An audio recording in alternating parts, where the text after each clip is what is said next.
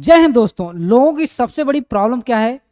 जब आपको 10,000 रुपए का मोबाइल खरीदना हो, 15,000 का मोबाइल खरीदना हो, कुछ एसेट खरीदना हो, तो आप कम से कम उसको कई बार इंटरनेट पे सर्च करते हैं, लोगों से फीडबैक लेते हैं, तब जाकर उसमें इन्वेस्ट करते हैं, फिर आप खरीदते हैं।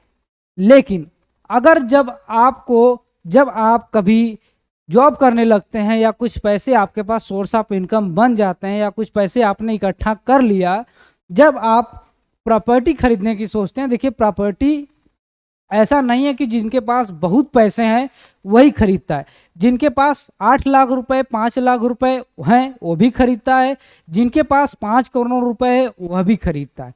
हर सिस्टम में, हर लोकेलिटी में, हर प्राइस में प्रॉपर्टी अवेलेबल होती है। तो इसी के बारे में हम आपसे बात करेंगे कि अगर आपके मन में कभी आए, या तो आया है या तो आप प्लान कर रहे हैं, तो आपको जमीन खरीदना चाहिए या बिल्डर फ्लोर खरीदना चाहिए या आपको फ्लैट खरीदना चाहिए। तो कुछ फैक्टर ऐसे हैं जिनको आप समझ लीजिए, यह आपके लाइफ में बहुत काम आएंगी। इस वीडियो में हम आपको बताएंगे इन्हीं सब चीज़ों के बारे में। तो सबसे पहले एक इम्पॉर्टेंट एक क्वेश्चन है कि यह वीडियो मेरे से क्यों देखना चाहिए। तो मैं आपको बता दूं, मैं एक मध्यम वर्गीय परिवार का लड़का हूं और मैंने अपने लाइफ में अपने से पूरी जिम्मेदारी लेकर 6 जगह प्रॉपर्टी खरीदा, उस पे स्टडी किया, तो समझा मैंने कि प्रॉपर्टी लेने में क्या डिसीजन जो है वह सही होता है। उसके बारे में हम आपसे चर्चा करेंगे। अब आपको हम बताते हैं। देखिए कुछ फैक्टर ये हैं, क्या क्या फैक्टर हैं इसके बारे में हम आपको रेटिंग के हिसाब से समझेंगे तो ज़्यादा आसान होगा। तो फैक्टर हमने आपको दिया कि security, facility, area, locality, return of investment. तो इम्पॉर्टेंट है कि भैया पैसा हमारा जो लगा है उसका रिटर्न ऑफ इन्वेस्टमेंट कितना है। इन्हीं सब चीज़ों के बारे में ज़्यादातर कभी कभी लोग, आपने सुना भी होगा कि भैया ज़मीन खरीद लेते हैं, प्रॉपर्टी खरीद लेते हैं, वह सबसे अच्छा इन्वेस्टमेंट है। लेकिन आप कभी यह भी सुने होंगे कि भाई मैं फ्लैट खरीद लेता हूँ, फ्लैट में अच्छी फैसिलिटीज मिल जाएंगी, हमारे बच्चे जो है अच्छे से पढ़ लिख लेंगे, या हम अच्छी सोसाइटी में मेंटेन कर लेंगे। इन सब चीज़ों में लोग रेटिंग देते हैं फ्लैट को। इन्हीं सब चीज़ों को समझे, आप आइए बारीकी से समझते हैं। तो सबसे पहली सिक्योरिटी की अगर हम आपसे बात करें, तो लैंड में जो सिक्योरिटी होती है, लैंड में सिक्योरिटी अगर आप स्टार की बात करें तो आप कितना देंगे? 2 स्टार रेटिंग यहाँ पे देंगे। क्यों? क्योंकि भाई आप ज़मीन खरीदे हैं, मकान बनाए हैं, कोई भी आकर चोरी कर सकता है, कुछ भी कर सकता है, या आपके यहाँ इस तरह की घटनाएं हो सकती हैं। अगर आप बिल्डर फ्लोर में बात करेंगे सिक्योरिटी की, तो मान लीजिए 2.5%।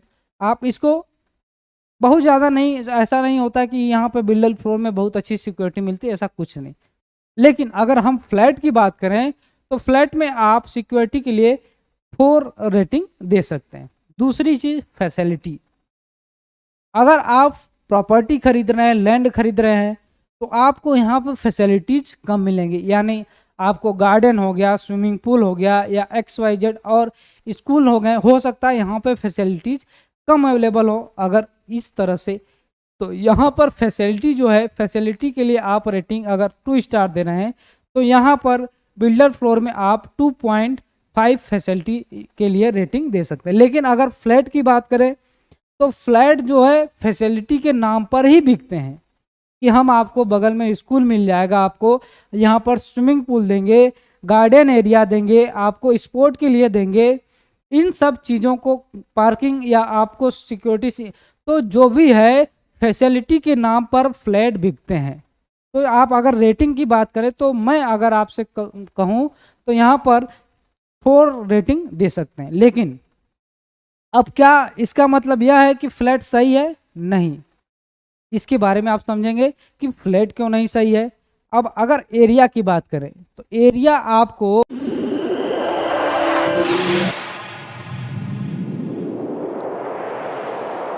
है, यहाँ पर आपको ज़्यादा मिलता है। ज़्यादा क्यों मिलता है? अगर मान लीजिए आपके पास कम पैसे हैं, आपने कम प्रॉपर्टी खरीदा, कम एरिया खरीदा, लेकिन जब आपने उसे 4 फ्लोर बना दिया तो आपका एरिया बढ़ गया। इसको आप रेटिंग देंगे तो सबसे सुपर रेटिंग देंगे, यानी आप यहां पर 4 रेटिंग दे सकते हैं। क्यों? क्योंकि यहां पर आपको एरिया सबसे ज्यादा मिलता है जब आपने उसको फ्लोर बना दिया। यहां पर बिल्डर फ्लोर की बात करें तो यहां पर एरिया आपको कम मिलता है, लेकिन सबसे कम जब एरिया की बात करें तो यहां पर आप 2 स्टार देंगे फ्लैट को। फ्लैट में आपको एरिया सबसे कम मिलता है। ठीक, अब देखिए, अब कभी, हाँ, एक चीज मैं और बताना चाहूंगा आपसे कि अगर आप कभी फ्लैट खरीदने की सोचते हैं तो जब आपको प्रॉपर्टी डीलर आपको बताता है कि सर यह जो फ्लैट है वह 1000 स्क्वायर फीट का है, तो उससे आप यह क्वेश्चन जरूर करिएगा, यह कॉर्पोरेट एरिया है या सुपर एरिया है। अब कॉर्पोरेट एरिया सुपर एरिया के बारे में मैंने बता भी रखा है, यानी कॉर्पोरेट एरिया वह एरिया जो आपके यूज में आ रहा है, और उसमें क्या होता है कि जो आपके न यूज का है, बगल में गली में जो वेस्टेज है उसको भी वह सुपर एरिया में कन्वर्ट कर लेते हैं। इस चीज को आपको समझना है कि आपका एरिया जो है वो कारपेट एरिया कितना है। ठीक, अब देखिए, अब आ गए लोकेलिटी की बात। लोकेलिटी की अगर हम आपसे बात करें तो लोकेलिटी पे आप यहाँ पर एक चीज और इम्पोर्टेंट समझ लीजिए कि पूरी प्रॉपर्टी अगर आप खरीदने में 50% की जो हिस्सेदारी होती है, प्रॉपर्टी के डिसीजन में जो हिस्सेदारी होती है 50% का लोकेलिटी पे होता है। मान लीजिए आपका घर पांडेपुर के आवास विकास कॉलोनी में है, वहां पर प्रॉपर्टी की वैल्यू ऐसे ही बढ़ जाएगी। मान लीजिए आपका घर पिंडरा में है कहीं पर, तो आपकी प्रॉपर्टी की वैल्यू जो लोकेलिटी से है 10% पे आ जाए। तो अगर आप कभी भी प्रॉपर्टी खरीदने की सोच रहे हैं तो लोकेलिटी सबसे इंपॉर्टेंट होता है। तो इस पे आपको रेटिंग देने की बात अगर आए तो आप ज़्यादातर होता क्या है, यहाँ पर 3 स्टार आप दे सकते हैं, यहाँ पर आपको देना होगा तो 3.5 स्टार दे सकते हैं। लेकिन फ्लैट की बात करें तो फ्लैट में ज़्यादातर आपने देखा भी होगा कि फ्लैट जो जो लोग बनाते हैं वह कुछ अलग ही दूर हटकर, कहाँ जहाँ पर प्रॉपर्टी सस्ती मिल जाए वहाँ पर एक छोटी सी माइक्रो सिटी बसा देते हैं, तो वहाँ पर लोकेलिटी थोड़ा सा कम भी मिल पाता है। जरूरी नहीं है कि कम भी मिल पाए और ज़रूरी नहीं है कि अच्छी ही मिल पाए। तो यहाँ पर आप रेटिंग अपने डिसीजन पर अपने हिसाब से दे सकते हैं कि क्या रेटिंग मुझे देना चाहिए, क्योंकि वह प्रॉपर्टी जो है, वह जो लोकेलिटी है, वह आपको डिसीजन लेना है कि आपकी वहाँ की लोकेलिटी कैसी है। अब मेन मुद्दे की बात करेंगे, 1 मिनट का और समय दीजिए, मेन मुद्दा आपको बताते हैं, रिटर्न ऑफ इन्वेस्टमेंट।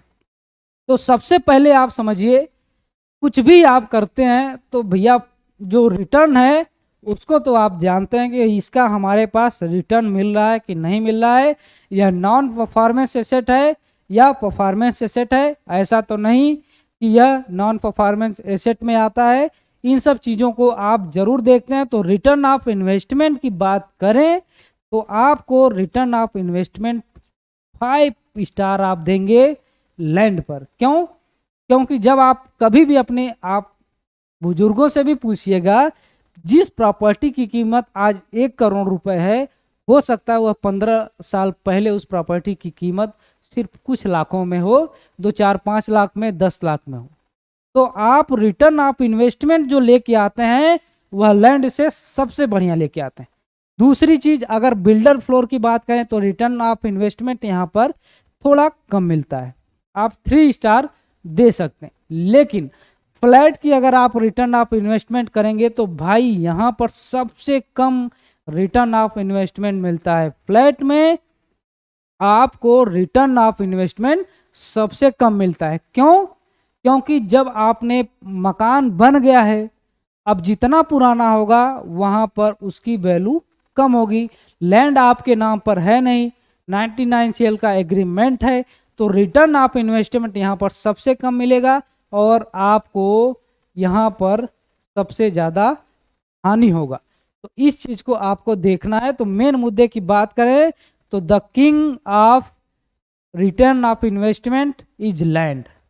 तो आपको सबसे पहले यह चीज़ देखना है कि रिटर्न ऑफ इन्वेस्टमेंट क्या है। तो रिटर्न ऑफ इन्वेस्टमेंट के बाद अगर हम आपसे बात करें कि भाई आपने के पास तो एक क्वेश्चन है कि यार ठीक है लेकिन मुझे फैसिलिटी नहीं मिल पा रही है, मैं अपने बच्चों को अच्छी सोसाइटी में देना चाहता हूं, मैं अपने बच्चों को अच्छी शिक्षा देना चाहता हूं, आप उसके लिए अगर आपके पास डिसीजन बन पा रहा है तो यहाँ पर आप फ्लैट में रेंट पे रह सकते हैं। लेकिन अगर आपको प्रॉपर्टी खरीदने की बात है तो आपको डिसीजन लेना चाहिए रिटर्न ऑफ इन्वेस्टमेंट में लैंड की। इस चीज़ को आपको ध्यान देना। मैंने अपने अनुभव में देखा कि मैं ग्रेटर नोएडा में फ्लैट खरीदने की एक बार सोचा, वहाँ पर मैं फ्लैट जो मैं 25 लाख रुपए में खरीदने की बात थी, आज 5 साल बाद उस प्रॉपर्टी की वैल्यू 26 लाख रुपए है, उस फ्लैट की वैल्यू 26 लाख है। जस्ट उसके बगल में आप देखेंगे तो नई इन्वेंट्री भी बनती रहती है, जहाँ पे फ्लैट वहाँ पे बगल में भी फ्लैट बनेंगे, वहाँ पर आपको उससे सस्ते भी फ्लैट मिल जाएंगे। तो यहाँ पर रिटर्न ऑफ इन्वेस्टमेंट सबसे, लेकिन मैं वही जो प्रॉपर्टी की वैल्यू मैंने क्या किया कि उसी को मैंने लैंड में इन्वेस्ट कर दिया। तो 20 लाख रुपए मैंने इन्वेस्टमेंट किया लैंड में और मात्र 1.5 साल के अंदर उस प्रॉपर्टी की वैल्यू 36 लाख। इन सब चीज़ों को आपको देखना है। तो रिटर्न ऑफ इन्वेस्टमेंट आपके लिए सबसे इंपॉर्टेंट है। तो कैसा लगा यह वीडियो आप मुझे जरूर कमेंट करके बताइएगा। कुछ फैक्टर और हैं, वीडियो लंबा हो जाएगा, आप देखेंगे नहीं, इसलिए हम आपको डिस्क्रिप्शन में दे रहे हैं। अगर आपको इंटरेस्ट है तो इस वीडियो को डिस्क्रिप्शन में आप देखेंगे। मान लीजिए आप कभी प्रॉपर्टी खरीदने की सोच रहे हैं तो आपके दिमाग में यह आएगा कि प्रॉपर्टी ज़्यादा महंगी तो नहीं। यह सबसे बड़ा क्वेश्चन होता है कि जब आप प्रॉपर्टी खरीदने जाते हैं तो आपके मन में होता है कि यार जो मैं प्रॉपर्टी खरीद रहा हूँ यह महंगा तो नहीं है, यह सस्ता मिल रहा है कि नहीं मिल रहा है, बगल वाले ने कितने रुपए में प्रॉपर्टी खरीदी है, ये मेरा डिसीजन सही है कि गलत है। इन सब के क्वेश्चन का आपको आंसर कुछ मिनट में मिल जाएगा। तो इसका जो वीडियो है वह डिस्क्रिप्शन में मिलेगा। नेक्स्ट वीडियो में हम आपको बताएंगे। तब तक के लिए जय हिंद। चैनल को सब्सक्राइब जरूर करें।